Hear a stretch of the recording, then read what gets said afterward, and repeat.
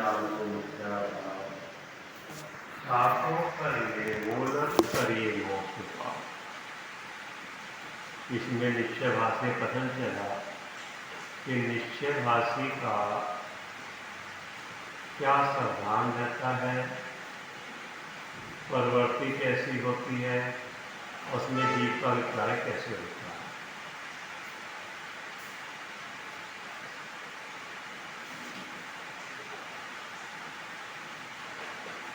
इसमें निश्चयभाषी कथन करते हुए निश्चयभाषी जिसको साक्षात निश्चय लेकर विषय त्रिकाली भगवान आत्मा था,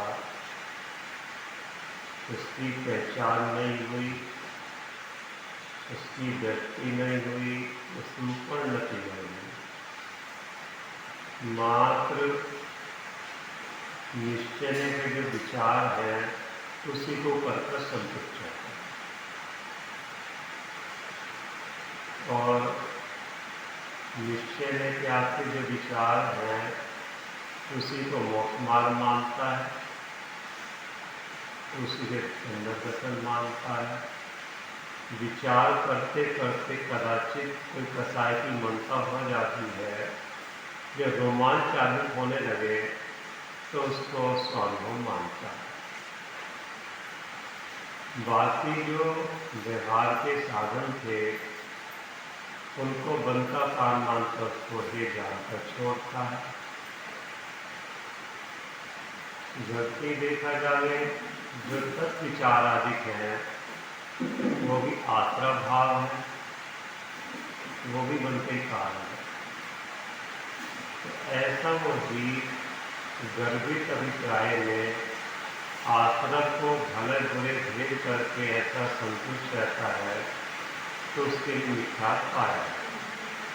अब यहाँ व्यवहारवासी कथन चल रहा है जो साक्षात मोक्ष मार्ग का व्यवहार है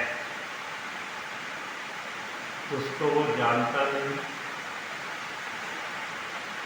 और जो मोक्ष मार्ग में भाग्य निमित्त है, जो शरीर आश्रित क्रिया है, परकी प्रवृत्ति है, देव पूजा उपासना संयम संतान स्वाध्याय, जिसको उपचार से साधन कहा, उस उपचार को सत्यात मानकर भी मोक्ष पने मानकर तो उस रूप प्रवृत्ति है। लेकिन परवर्ती में तो आश्रम होते हैं, परवर्ती से तो मोक्ष मार्ग है, जब पर परवर्ती मन चलता है। परवर्ती छूटकर स्वरूप में निर्वत हो तो मोक्ष मार्ग की शुरुआत होती है। ऐसा वो व्यवहाराभासी जी भाग में शरीर आश्रित क्रिया करके उसको मोक्ष मार्ग मानता है, उसमें संतुष्ट रहता है।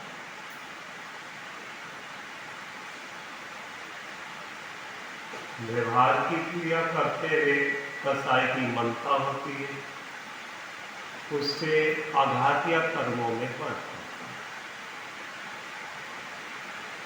पाप कर्म के जो प्रमाण होते हैं वो संक्रमण होकर पुण्य भी बदलते हैं और पुण्य बनने पर भाग की सामग्री मिलती है।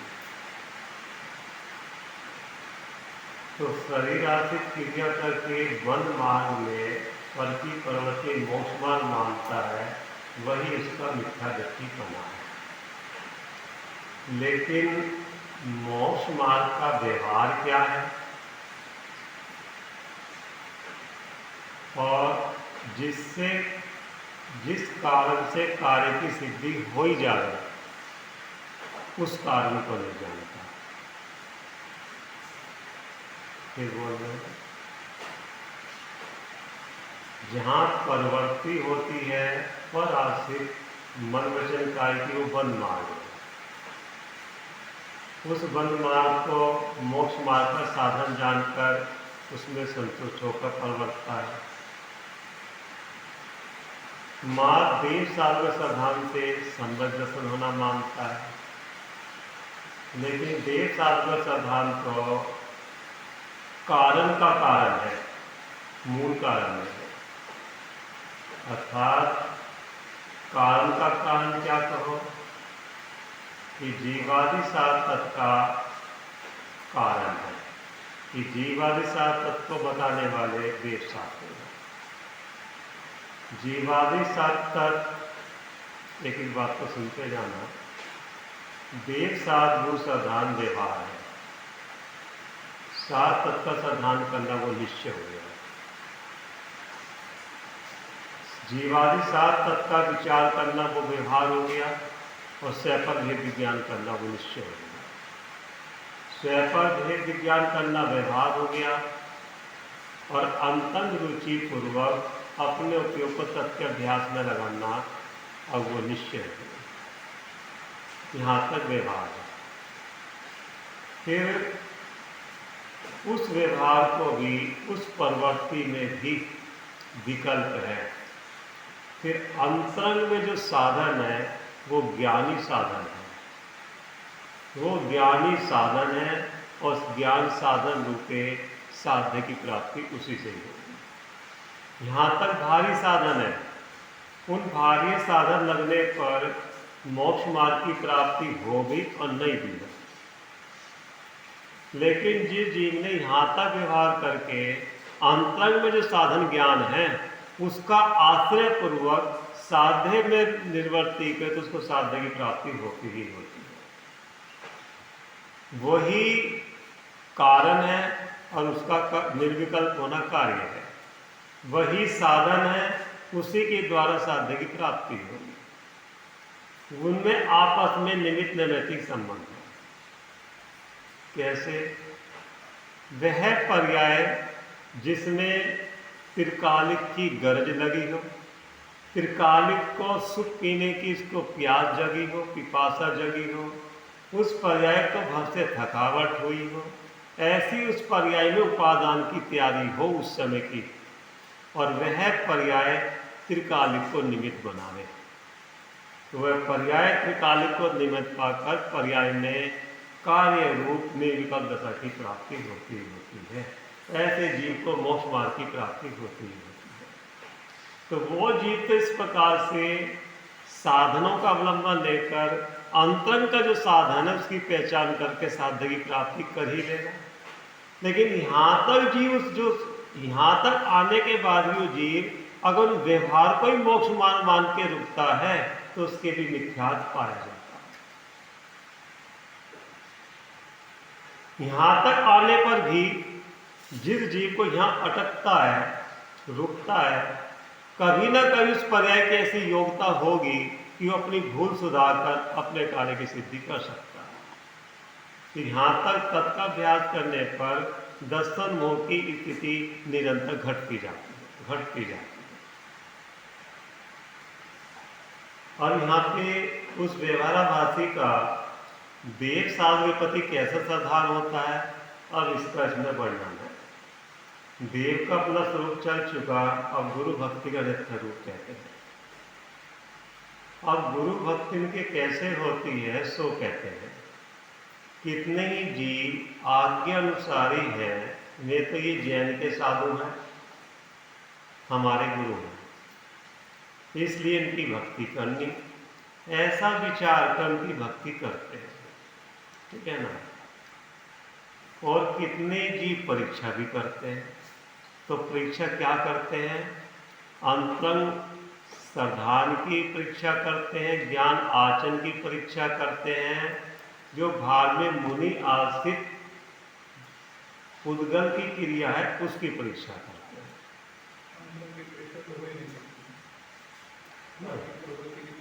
है ना? ठीक है। अब प्रवृत्ति करते हुए भी निर्वस्त रूप की दृष्टि हुई या नहीं हुई, उसकी वो जीव और भार की जो परीक्षा करते हैं वो परीक्षा भी यथार्थ नहीं करते। देखो इसमें पाल बोल रहे हैं, वहाँ ये मुनि दया पालते हैं।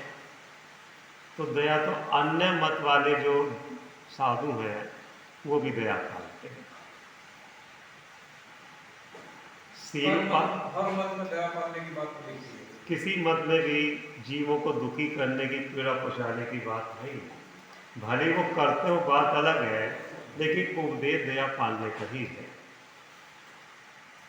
और जबकि वहाँ दया मुख्य रहती है अन्य मत वालों में, अन्य मत वालों में दया मुख्य रहती है। और दया पालने से कैसा है कि मनता होती है, स्वर्ग आदि की प्राप्ति तो उनको भी हो जाती है। लेकिन गृहित मिथ्या, अनादिकाल का गृहित मिथ्या दोनों का पोषण करके वहाँ जाते हैं। कोई देह को पाल के स्वर्ग आदि में वो भी जाते हैं। हाँ, लेकिन उसका फल क्या है? जो विमानवासी हूँ थाए सम्यक दर्शन बिंदु पाए, ताते चैकर थावर दे यूं परिवर्तन खोजे। तो विमानवासी तक भी पहुंच जाता है। हाँ। उत्कृष्ट स्वर्ग है, वहां तक भी पहुंच जाता है। और विमानवासी दिन में मिथ्या दृष्टि विषम में दोनों है। तत्के अभ्यास पूर्वक जाता है, तत्के संस्कार लेके जाता है। देवगति का बंद हो गया पहले, तो फिर वो देवगति में ही जाएगा।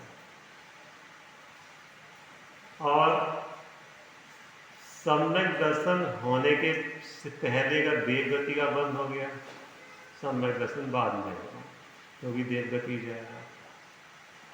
और सम्यक दर्शन बाद में हुआ, मनुष्य गति का बंद हो गया तो भोग भूमि पर जाके मनुष्य बनेगा।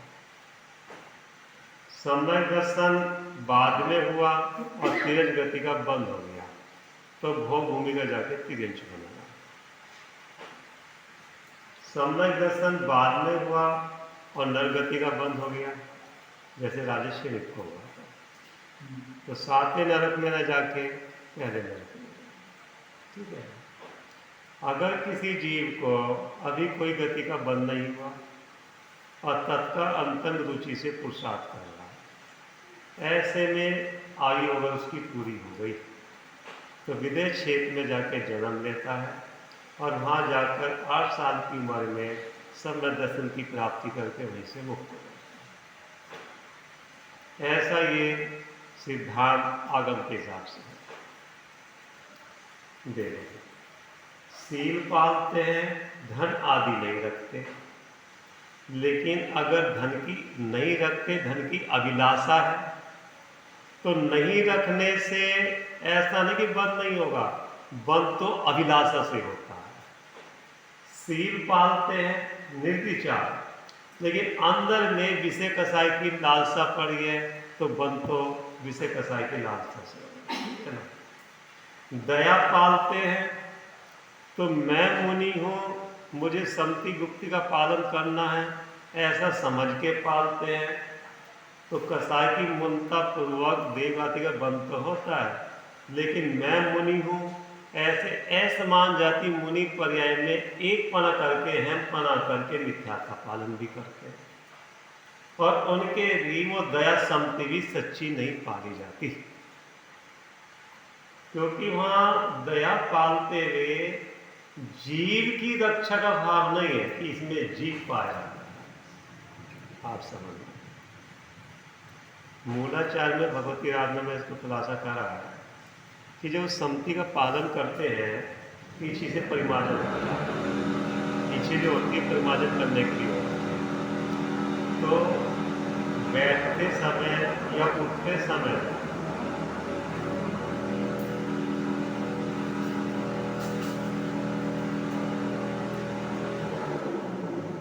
चलो आगे।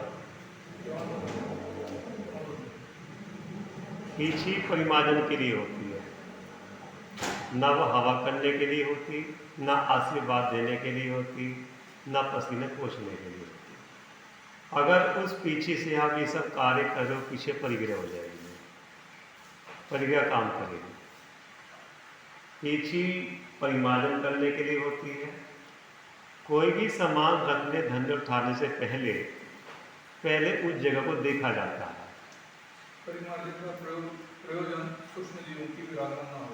अगर वहाँ पे उस जगह पे जीव हैं तो पहले तो देखते हैं,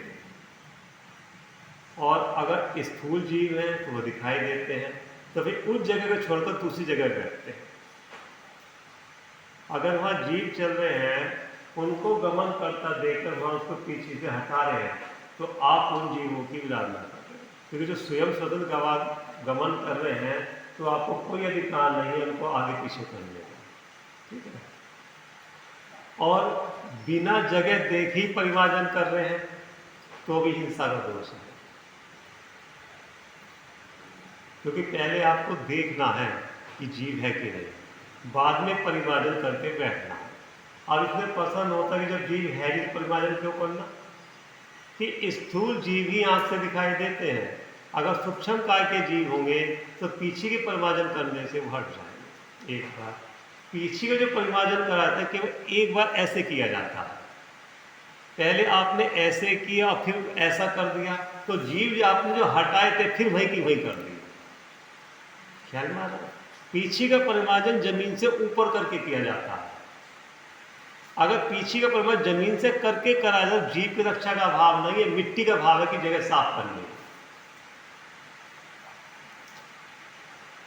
लेकिन वहां इस प्रकार की कोई रक्षा का उपाय तो है नहीं, उस पीछे से रूढ़ी पूर्वक उस पीछे का इस्तेमाल होता है। कमंडल उठाना हो या रखना हो, जगह को देख के पीछे परिमार्जन करके तब रखा जाता, उठाया जाता। आपको ठंड से गमन करना है जहां शीत है, गमन करते समय अगर आपको धूप में चलना है, विहार करना है, तो जो शीत के परमाणु अपने शरीर के हैं जीव, उनका परिमार्जन करके तब विहार गमन किया जाता है, क्योंकि शीत के जीव हैं उष्ण में जाने तो मरेंगे, और फिर उसमें विहार करते समय फिर आप जिस जगह जाना है, गमन करा है, वहां शीत है, फिर वहां धूप के जो जीव हैं उष्ण काय के, उनका फिर परिमार्जन करके तब शीत मिले। रात को सोते समय जब करवट बदलते हैं तो करवट बदलते पहले जगह को देखते हैं, पीछे से परिमार्जन करते हैं, तब करवट बदलते हैं। लेकिन ऐसा तो पाया नहीं जाता, अगर ऐसा पाया जाता तो वो भी रूढ़ी पूर्वक ही पाया जाता है कि हम मुनि हैं, हमें पीछे से परिमार्जन करना। इतनी सावधानी पूर्वक क्रिया करने के बाद भी सूक्ष्म मिथ्या तो रह जाता है।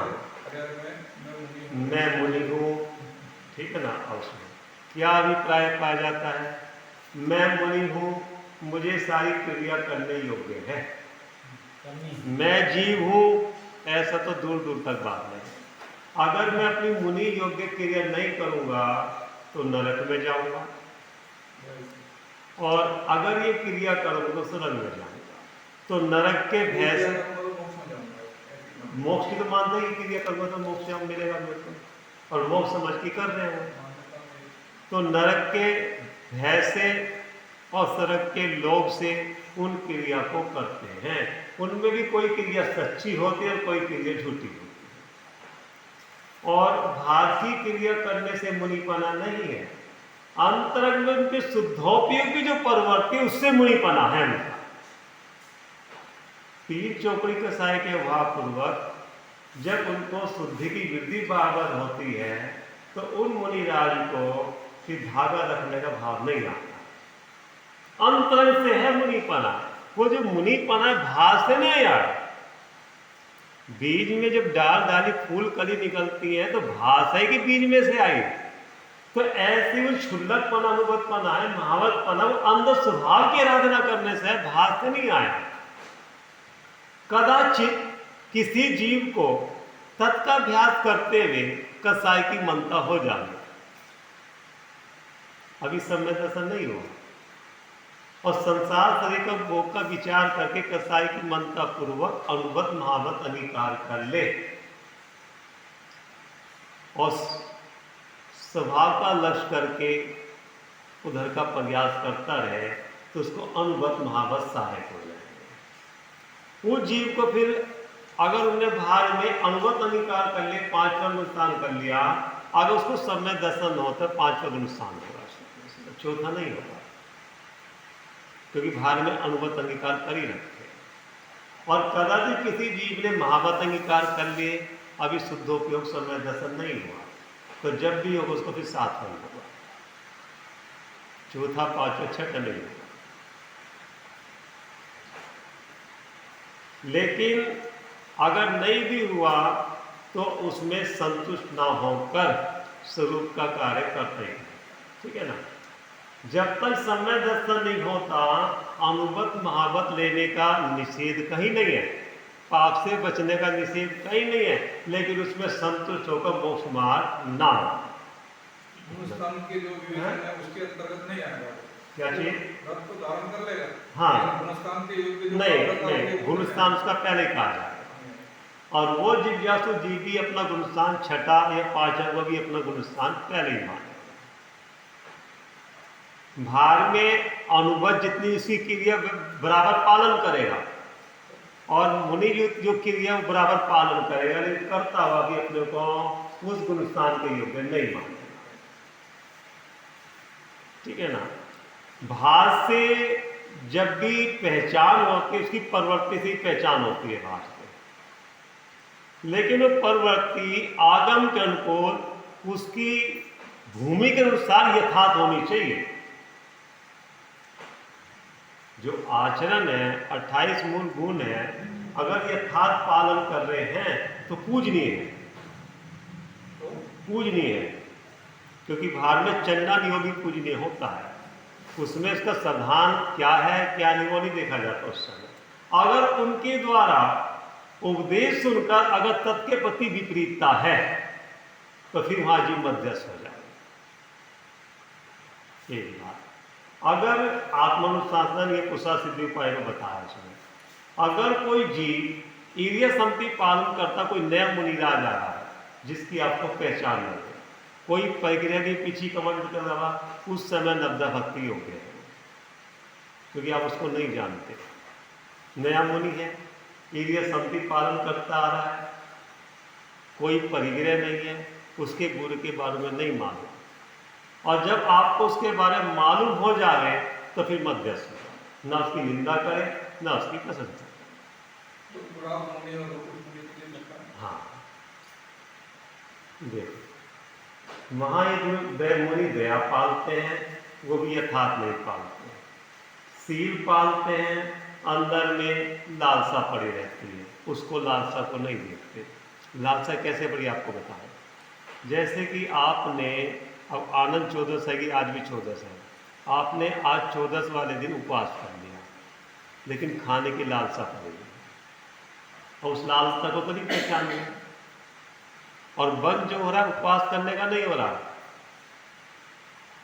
बंद लालसा का हो रहा है।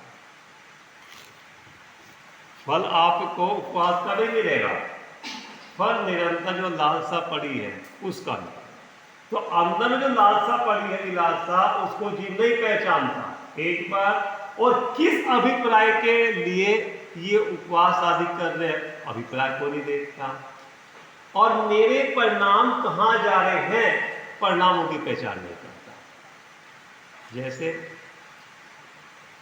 गर्मी का मौसम है, आपने उपवास कर लिया, काश ना करा, अब बार बार प्यास लग रही है, तो आपका चित्त धर्म ध्यान में स्वाध्याय चित्तवन में स्थिर है कि बार बार गर्मी में पानी दिखाई दे रहा, परिणाम कहाँ लगे हुए? पंखा चला रहे हो, नहा रहे हो, मुंह धो रहे हो, समय पास करो, रात को टूट के घड़ी देख रहे हो, अब परिणाम कहाँ जा रहे हैं? तो फल भूखा रहने का मिलेगा, अभिप्राय का मिलेगा कि परिणामों का मिलेगा? अभिप्राय का भी मिलेगा, परिणामों का भी, परिणाम से पाप का बनता है। मुख्यतः अभिप्राय के मुख्यतः अभिप्राय से तो मोक्ष में विपरीतता मिथ्यात्व का पोषण होगा। परिणाम बिगड़ रहे या सुधर रहे, उससे पुण्य पाप में फर्क पड़ेगा, अघाती अघाती का में फर्क पड़ेगा। तो अपनी कोई भी क्रिया करें परिणाम को सुधारने के लिए करें। क्रिया उपवास आदि कोई भी कर रहे हो, लेते समय उत्सव उल्लास रहे और करते समय ये भाव न रहे मरण पर्यंत होने पर भी इस नियम को नहीं तोड़ना, तब तो कार्यकारी है। और नियम लेने से पहले ही, लेने के बाद ही सोचे कि कोई स्थिति परिस्थिति में छोड़ दूंगा, तो पहले ही अपनी सामर्थ्य तर्क के निर्णय पूर्वक ही, तर्क के अभ्यास पूर्वक ही नियम संयम लेवे। जितना अपना सामर्थ्य उतना करे, बाकी की भावना करे। परिणाम बिगड़ रहे हैं, कोई बात नहीं, परिणाम को सुधारने का स्थिति का प्रयास करें, परिणाम को तोड़ने का पुरुषार्थ नहीं करें। पहले से धन आदि नहीं रखते, उपवास आदि तप करते हैं, वो अन्य मत के साधु को भी करते हैं। क्षुधादि परिचय सहते हैं, किसी से क्रोध आदि नहीं करते, लेकिन क्रोध करने का अभिप्राय तो नहीं गया। अभी उससे पहले कई बार बता देती हूँ, क्रोध नहीं करते तो क्यों नहीं करते? हम मुनि हैं, हम क्रोध करेंगे तो वो ठीक नहीं है, कर्म का बंध। हम मुनि, मैं जीव हूं, क्रोध करना मेरा स्वभाव नहीं है, ऐसा अभिप्राय नहीं आया। अगर ऐसा अभिप्राय हो तो विपरीतता नहीं रहे। क्रोध आदि नहीं करते, लेकिन क्रोध करने का अभिप्राय नहीं गया।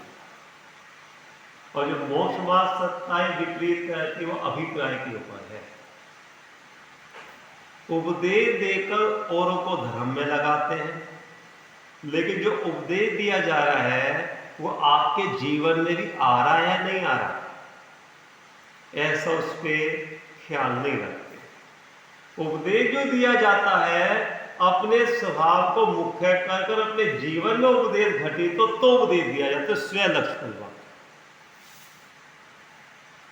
चाहे उधर की बात हो चाहे इधर की बात हो, अगर जो उपदेश दिया जा रहा है अपने स्वभाव का अपना लक्ष्य नहीं है तो मां सारा उपदेश वो दूसरे के लिए है, और दूसरे के उपदेश देने से अपने जीवन में कोई परिवर्तन नहीं होता। पहले उपदेश सुनकर अपनी श्रद्धा को सच्ची किया जाता है, श्रद्धा सच्ची करके अपने उस उपदेश को अपने जीवन में उतारा जाता है। जो जो जीवन में उतरता जाता है तो वास्तव में देखा जाए उसी जीव का उपदेश सामने वाले जीव को कार्यकारी पड़ता है। एक बात, उपदेश से धर्म की प्रभावना नहीं होती, आचरण से धर्म की प्रभावना होती है। उपदेश तो रटा रटाया है, पढ़ा पढ़ाया है, जब तक जो उपदेश दिया जाए वो आपके सामने जीवन में नहीं घटित होता दिखाई देगा तो सुनने वाले को भी कोई फर्क पड़ने वाला नहीं। देखो, उपदेश देकर औरों को धर्म में लगाते हैं, इत्यादि गुणों का विचार कर उन्हें भक्ति करते हैं। विषयों की वांछा नहीं, साम्य भाव धन रखते हैं जो निज पर के साधन में जो तत्पर रहते हैं वो मुनि का स्वरूप है। समता रूपी धन, समता रूपी धन निज पर के हित साधन में, पहले निज का साधन, निज पर के हित साधन में तत्पर रहते हैं। जो तत्पर माने निरंतर तत्पर रहते हैं। जब वो जीव अपनी आत्मा का हित करता है तो पर जीवों का हित तो अपने आप उसके हो जाता है, करना नहीं पड़ता। जब अपनी आत्मा की दया पालता है तो पर की दया समेत पलती है, पालनी नहीं पड़ती। और मैं पर जीवों की दया पालूं तो वास्तव में मिथ्यात्व किसको कहा जाता है? पर जीवों की दया तो पाल सकता है क्या? पर जीवों की मैं रक्षा करूं, पर जीवों को मैं मारता हूं, इसका नाम ही तो मिथ्यात्व है।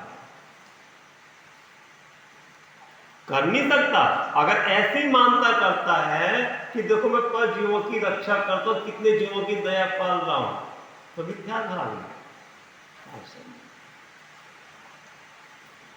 और उपदेश से अंदर में क्या अभिप्राय में है वो ख्याल में आ जाता है।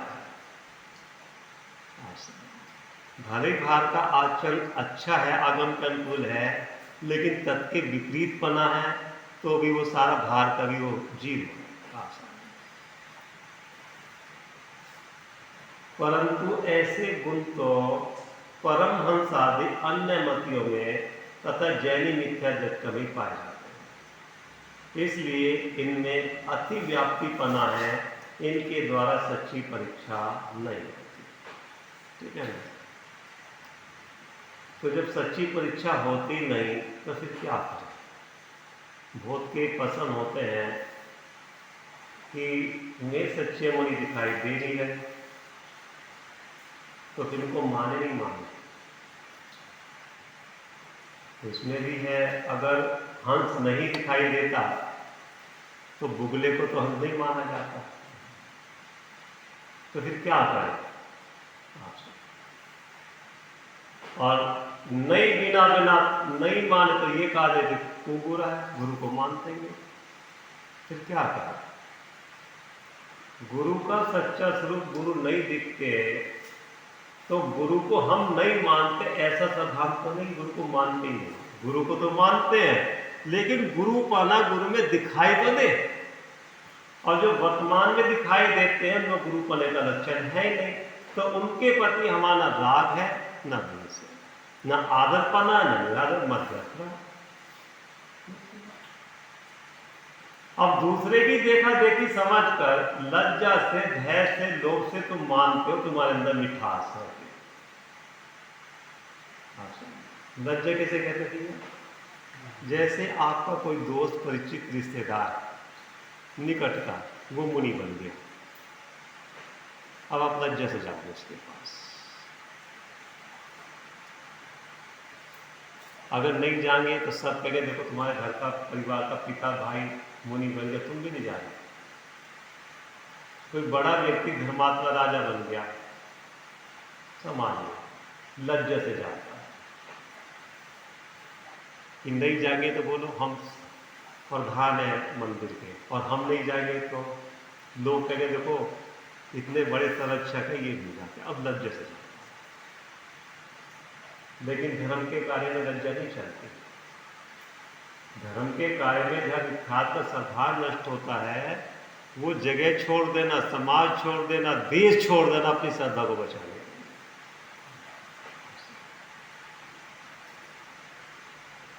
राजा स्थितिकरण के लिए तो जा सकता है, हैं? स्थितिकरण के लिए तो जा सकता है। हाँ, अगर सामने वाला सरल चित्त है, कसाई की मनता वाला है, और लगता है कि हमारे जाने से उसका स्थिरीकरण हो जाएगा, तो प्रयास करना चाहिए। और जब दिखाई देता है कि वो उल्टा हमें ही बता रहा है, तो मतभेद हो जाते हैं। भय से नहीं जाए कि अगर नहीं जाएंगे तो कोई मंत्राधिकार करके हमारा बुरा ना करते, भय से जाता है, लोभ से जाता है कि कोई मंत्र अधिक दे देगा तो हमारा काम बढ़िया चल जाएगा, सम्मान के लक्ष्य से जाता। सबसे बड़ी बात तो ये है कि हम उनके पास जाएंगे, सम्मान का तो बदले में सम्मान मिलेगा ना, और ऐसा वर्तमान में बहुत दिखाई दे रहा है।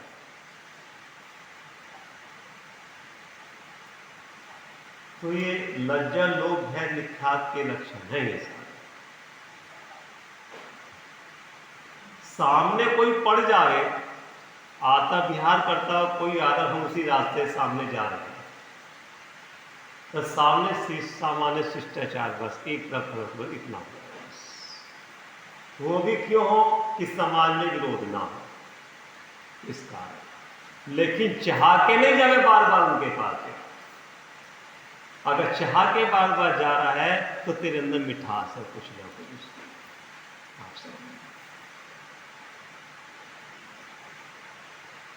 परिचय ही नहीं हो, परिचय नहीं हो, बाहर में द्रव्यलिंग देख करके प्रथम उनकी विनय करना, इसमें क्या मत शिष्टाचार, बस इतना।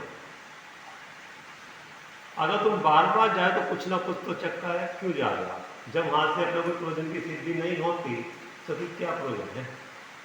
हाँ, अगर कोई मुनिराज बीमार या स्थिति करने के लिए, वर्यवर्ती करने के लिए अपना सावधान भी नष्ट न हो, और अपना उसकी वरीय वर्ग में जो विकल्प वो भी दूर हो जाए, और वो करने के बाद फिर ना जावे बार बार।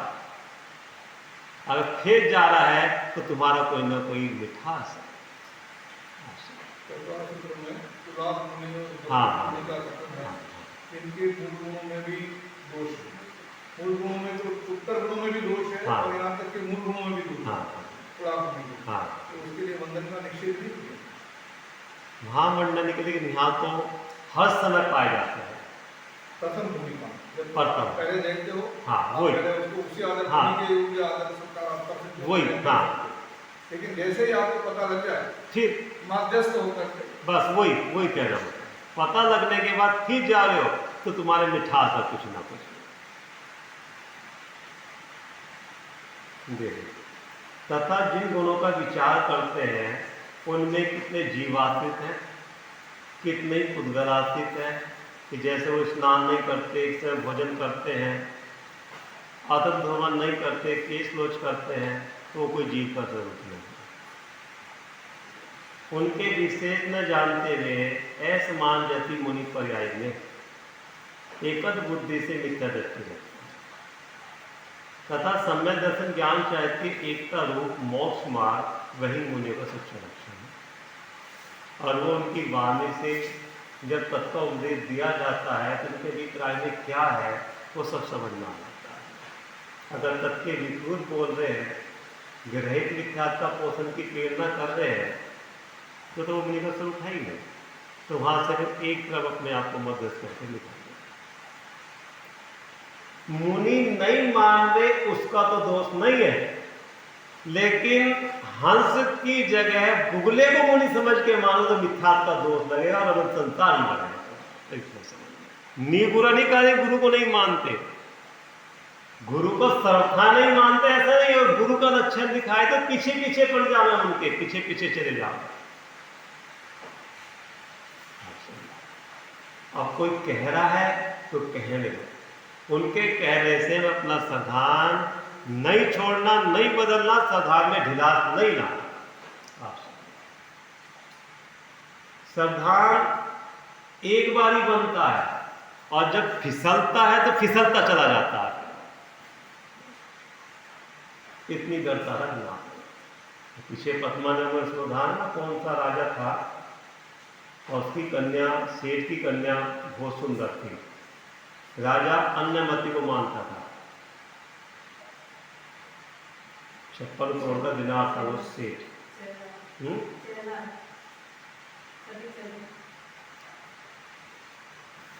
तो जब राजा ने समाचार भिजवाया सेठ के यहाँ कि मैं तुम्हारी कन्या से शादी करनी है और पटरानी बना के रखूंगा, तो सेठ ने पहले अपनी स्त्री से पूछा कि भाई वो राजा हमारी कन्या से शादी करना चाहता, बोलो कर दे क्या?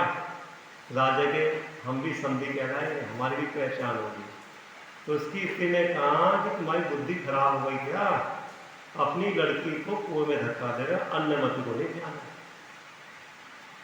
फिर लड़की से पूछा कि इसके अंदर का सावधान कैसा है कि बेटी तेरे तो बारे न्यारे हो गए, राजा की ढाई जाएगी, पटरानी बनेगी और तेरे कारण हमारा भी नाम होगा, आधा राज्य मिलेगा। उनने कहा पिता का ये बताओ, कोई जीव अग्नि में जल रहा हो और किसी तरह बच के अग्नि से बाहर आ जाए और कोई उसका परिचय अग्नि में फेंक दे तो उसके दिल पे क्या बीतेगी? कोई जीव संसार से समुद्र से निकल के किनारे पर आ जाए और कोई उठाकर फिर उसको उसी में फेंक दे तो उसको क्या करें? उनने कहा भले हम भूखे रह लेंगे, जंगल में रह लेंगे, लेकिन मुझे उस मिथ्यात्व की नहीं सेवा। रात ही रात सारे कितने उस समय 56 करोड़ की दिनार सोने की उस समय कितनी कीमत होगी आज के, चुपचाप रात की रात छोड़ के चल दी। देश छोड़ दो, समाज छोड़ दो, जगह छोड़ दो, जहां अपना सावधान नष्ट होता, वो चीज तो पुण्य तो फिर मिल जाएगी, लेकिन सावधान एक बार छूटने का सावधान नहीं बनने वाला आप। लेकिन सावधान की कीमत कहां दिखाई देती है? प्रतिष्ठा की कीमत दिखाई देती है। उसे नहीं पहचानते क्योंकि ये पहचान हो जावे तो मिथ्या दृष्टि रहते हैं। इस प्रकार यदि मुनियों का सच्चा स्वरूप नहीं जानोगे तो सच्ची भक्ति कैसे होगी? ठीक है ना। अब मुनियों का स्वरूप क्या है उससे तो कोई प्रयोजन है नहीं, मोक्ष मार्ग को तो प्रयोजन है नहीं संसार जीव का, संसारी जीवों को तो संसार का प्रयोजन है। तो अब सामने कैसे भी हो, हमारे पूजन की सिद्धि संसार की हो, उन्हें मुनि से सम्यक दर्शन से मोक्ष मार्ग से कोई पूजन नहीं है। जैसी हमारी सेवा भक्ति से सामने वाला खुश होता है और कोई चमत्कारी मंत्राधिक मंत्र दे देकर तो हमारा तो भला हो बस। उन्हें संसार से सम्यक से मिथ्या से मुनि के स्वरूप से कोई प्रयोजन है ही नहीं। इस प्रकार गुरु भक्ति का स्वरूप का है। और जो मानने वाले हैं वो भी जानते यथार्थ, आप समझना, वो भी कोई है नहीं, उनके ज्ञान नहीं है। जो उनको मान रहे भक्ति में अनुरागी हुए पड़ते वो भी जानते कि स्वरूप सच्चा नहीं है। वो भी जानते हैं जिसको मान रहे वो ठीक नहीं कर रहे, योग नहीं कर रहे, तो भी अंधी भक्ति होकर और संसार के विकास से वो भी करते हैं। अब करेगा फिर कहते हैं अगर और मुनि है नहीं तो करेगा किसको दे। और पीछी कमंडल तो है, एक समय भोजन तो करते हैं, केस रोज करते हैं, तुम करके दिखाओ। अपने से बच्चे हैं अपने से अपने अच्छा, बच्चे लेकिन यहाँ वो पंच परमेष्टि में शामिल है। जब काल के हिसाब से देव का स्वरूप नहीं बदला, काल के हिसाब से धर्म का स्वरूप नहीं बदला, तो काल के हिसाब से मुनि के स्वरूप में कैसे क्या नाम समझौता कर ले।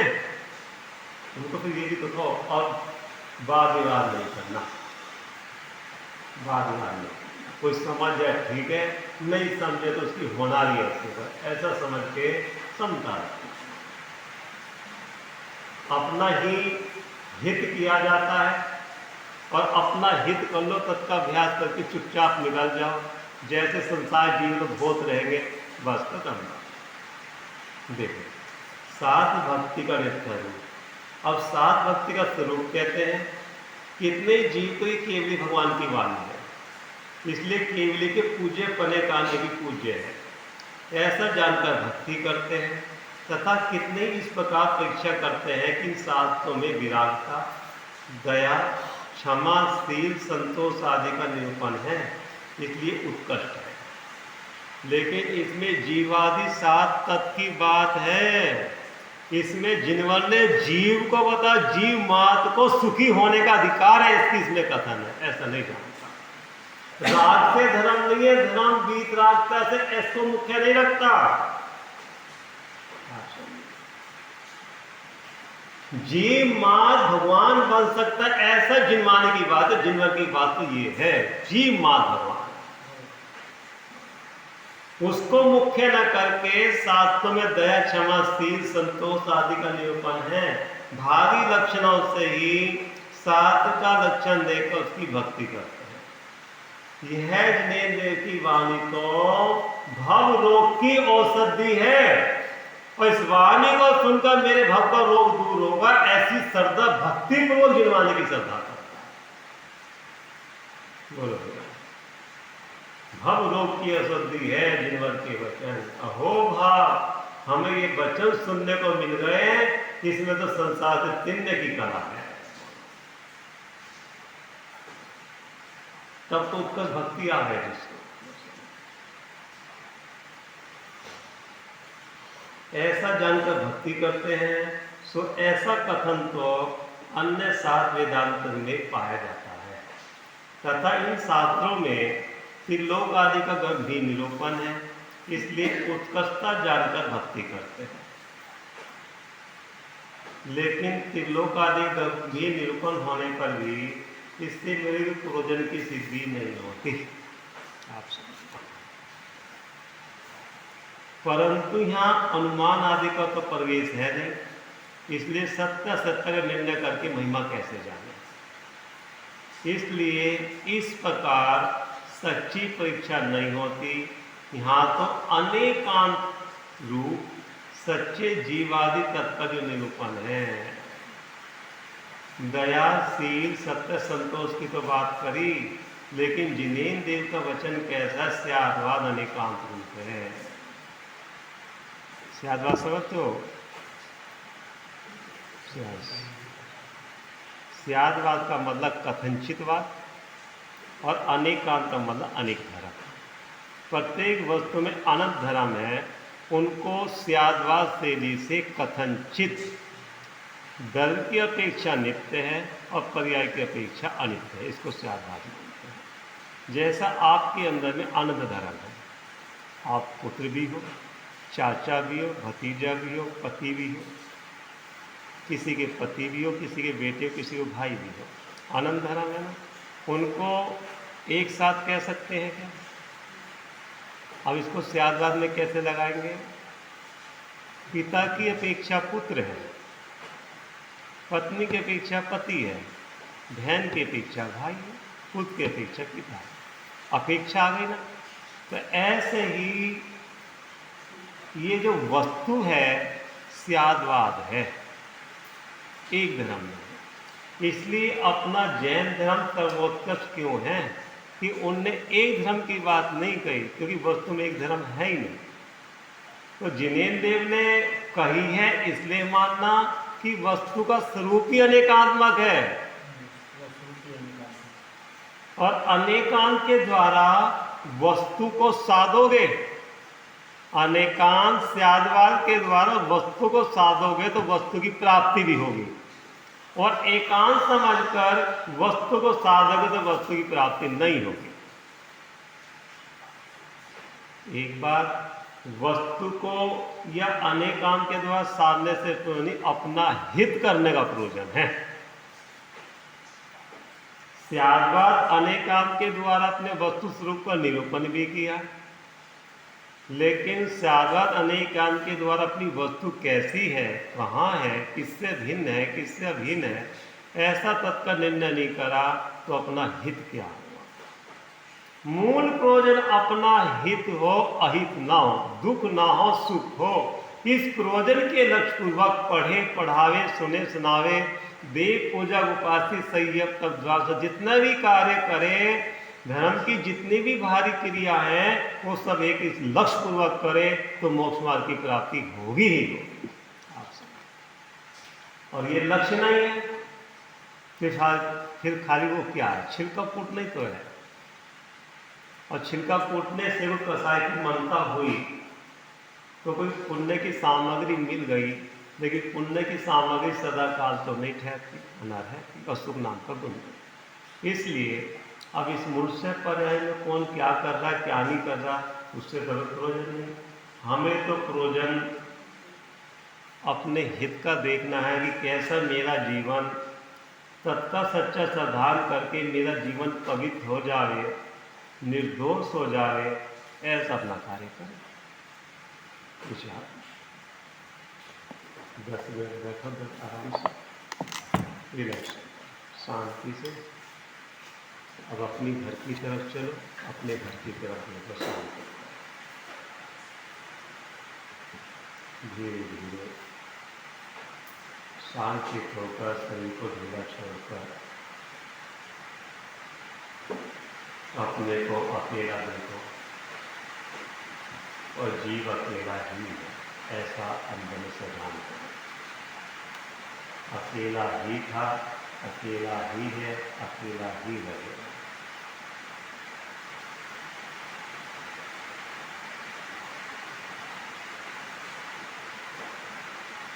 जब उपयोग रुकने लगे, विकल्प नहीं रुक रहे रोकने की कोशिश मत करो। देखो विकल्प को कौन देख रहा है, जा रहा है। विकल्प रूप में होता नहीं, विकल्प मेरे में नहीं आते, इसलिए विकल्पों से डिस्टर्ब नहीं होना।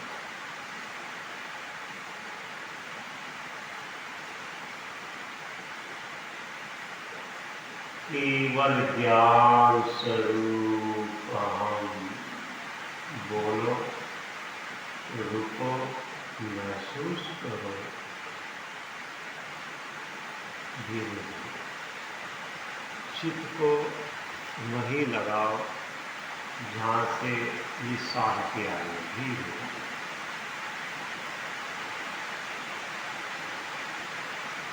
फिर विशेषण करो। केवल ज्ञान मात्र है कि मात्र ज्ञान स्वरूप हूँ, इसके अलावा आदि व्याधि उपाधि पर दर कोई नहीं है, मात्र ज्ञान।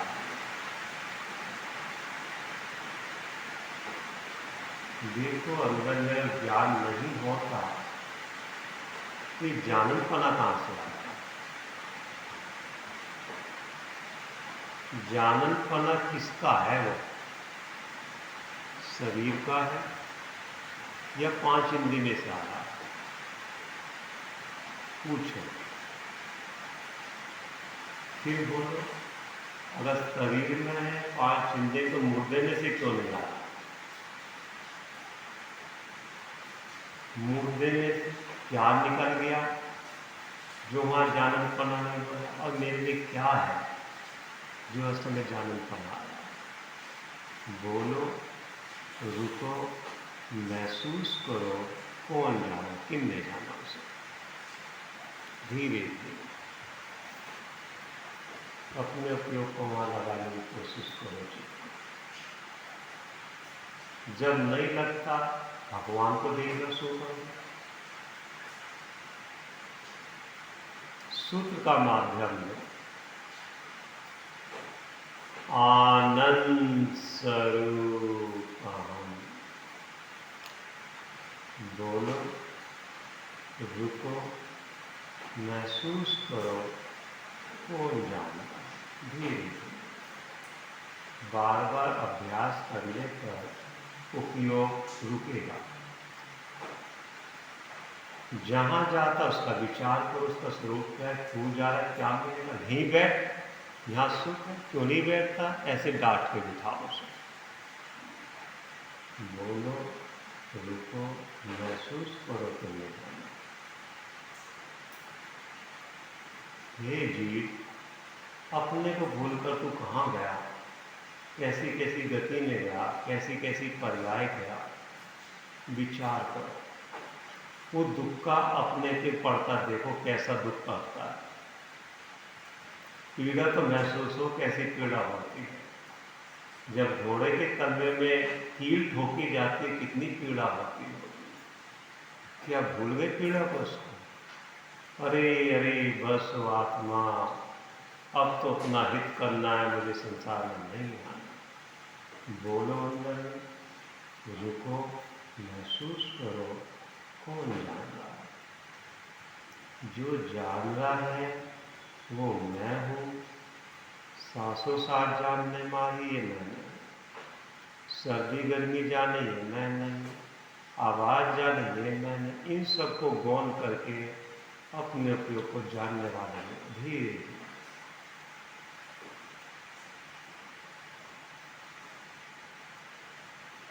श्री ओम सिद्धराय सजानंदी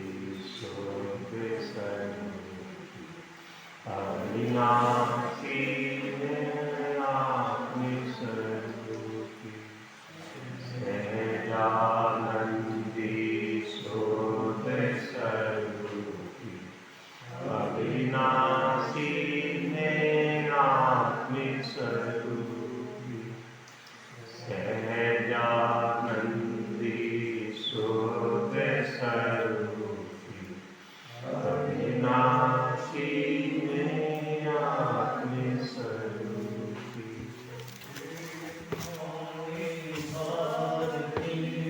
तो ही जपो दिन रे, जो तेरी शरण आवे, सो पावे सुख के।